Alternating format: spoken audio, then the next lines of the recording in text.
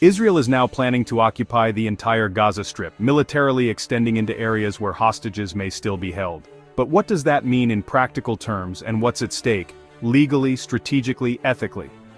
Since the May 2025 offensive, codenamed Operation Gideon's Chariots, Israel controls about 70 to 75% of Gaza.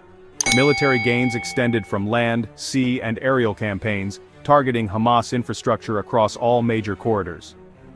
In April 2025, the Morag corridor was completed, becoming a third major security zone that isolates Rafah from Khan Yunis and divides the enclave strategically. Rafah had been outside of military operations until then.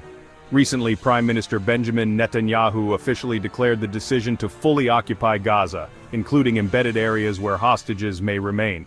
This marks a clear escalation and shift in Israeli policy.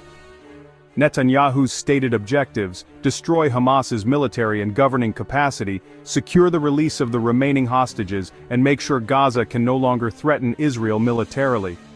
To pursue those aims, the plan divides Gaza into Israeli-controlled corridors, such as the Philadelphia route Netzarim zone and Morag corridor, effectively pressuring Hamas by cutting off areas and restricting movement. A deep rift has emerged between Netanyahu's office and senior military staff. The IDF Chief of Staff, Lieutenant General Eyal Zamir, has opposed the full occupation directive. Insider reports show Netanyahu telling him, "If this does not suit you, you should resign." Dozens of retired Israeli security figures and former intelligence chiefs have publicly called for an immediate ceasefire, warning that the occupation has become politically motivated and strategically dangerous. Many see it as Netanyahu cementing far-right political gains. Gaza is undergoing one of the worst humanitarian crises in modern history.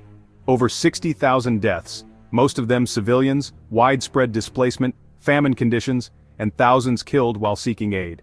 Aid access is severely restricted, with only a fraction of the minimum required aid trucks entering daily. Medical and UN officials report a catastrophic collapse. Hospitals destroyed, mass graves, victims dying from starvation and exposure. Aid agencies describe Gaza as verging on full-scale collapse. If Israel fully occupies Gaza, it would hold international legal responsibilities under the Geneva Conventions, protecting civilians, ensuring relief entry, maintaining governance and civil oversight. Israel's own courts have reaffirmed that, as an occupying force, it must allow humanitarian aid regardless of security concerns, though they acknowledged that diversion by Hamas complicates the matter. The International Court of Justice issued an advisory opinion in 2024 deeming the occupation illegal, urging Israel to end its control and make reparations. UN resolutions support this call unabated. Continued occupation may spark prolonged guerrilla resistance, urban warfare, and insurgency that Israel is struggling to contain. Politically, Netanyahu risks diplomatic isolation. Western allies, including some in the United States, warn they may recognize Palestinian statehood if Gaza remains under Israeli military governance. Militarily, reports warn of troop exhaustion, low morale, and internal fracture, especially as public protests continue in Israel demanding hostage deals over deeper occupation. Mediators from Qatar, Egypt, and the United States have pushed for ceasefire deals and hostage exchanges, but, talks have repeatedly stalled.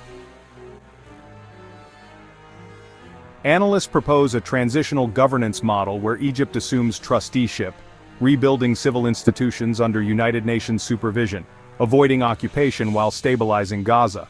Former military and diplomatic figures highlight this as a potential way forward to break the cycle of violence. Israel's plan to fully occupy Gaza represents a pivotal moment, geographically, politically, and morally. Its stated goals may seem clear, but the price could be catastrophic: a deadlier war, mass suffering, and a region pushed further from peace. As negotiations stall and global pressure rises, the stakes could not be higher.